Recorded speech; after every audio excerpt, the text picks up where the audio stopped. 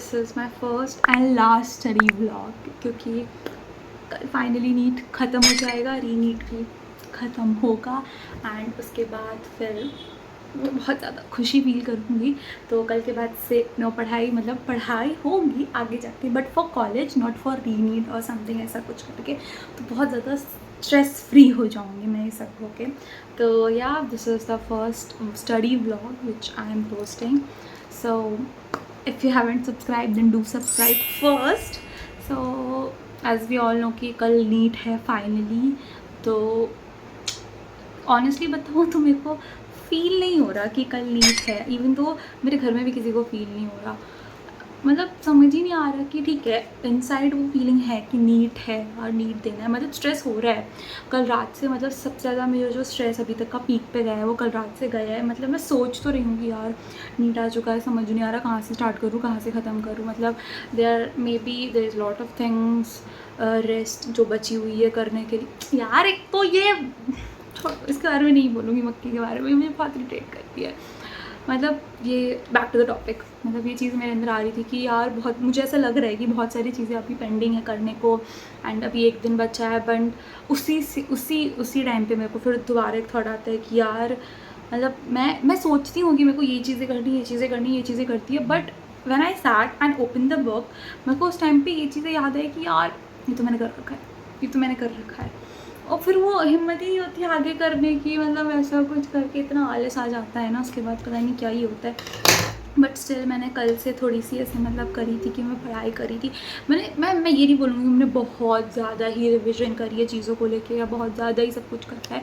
ठीक है, मैंने करा है जितना मुझसे हो पाया, यस आई वुड से कि जितना मुझसे हो पाया उसके लिए, क्योंकि आई डोंट नो व्हाई जब से ये रीनीट वाला हुआ है एंड रीनीट के बाद से पता नहीं क्यों, मतलब वो एफिशिएंसी, वो जो कंसिस्टेंसी थी वो नहीं बन पा रही है जो नीट के टाइम पे था।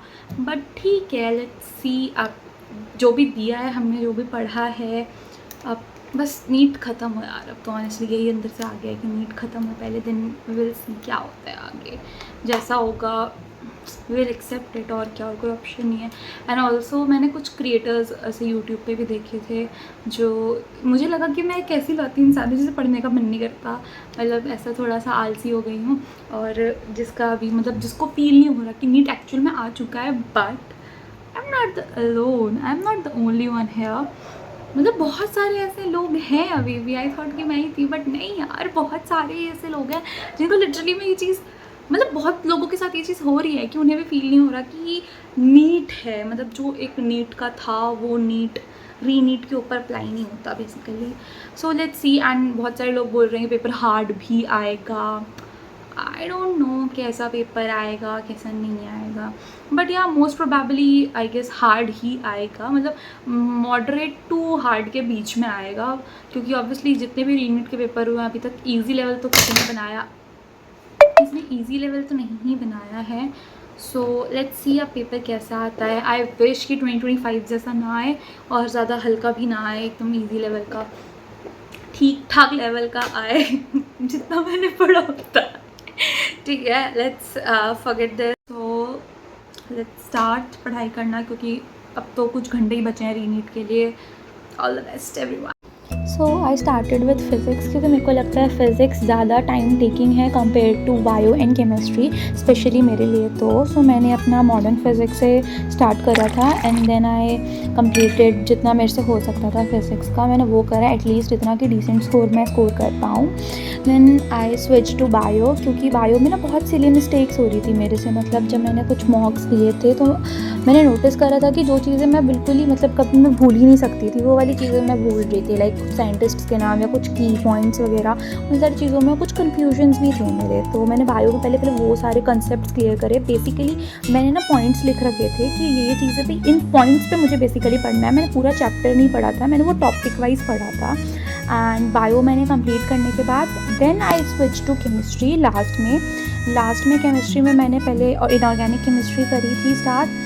इनऑर्गेनिक में मैंने जो मेरे शॉर्ट नोट्स थे मैंने उन्हीं से पढ़ा था एंड देन आई कंप्लीटेड जितनी भी बची हुई थी। एंड बस यही था, मेरे से जितना हुआ मैंने उतना रिकॉर्ड करा एंड ट्राई करा कि अच्छा मतलब अपनी चीज़ें मैं शेयर कर सकूँ, जो जो रिविज़न स्ट्रैटेजी मैंने फॉलो करी थी या जिस तरीके से मैंने रिविज़न करा था। अब कुछ नहीं हो सकता, सो बच्चे के टाइम पे रिवीजन करो। आई वुड प्रेफर कि मॉक या कुछ भी अभी ऐसे टेस्ट मत ही दो, रिवीजन ही करो बेसिकली, क्योंकि मैं अभी वही कर रही हूँ। मॉक देने से आई गेस कॉन्फिडेंस लो हो जाएगा अभी दोगे तो, एंड चीज़ें बहुत ज़्यादा भी फिर वो मैसी हो जाएगी। तो उससे अच्छा है कि हमें जितना आता है हम उतना ही रिवाइज़ कर ले। So all the best everyone and me also, क्योंकि कल फाइनली नीट का पेपर है। Bye bye.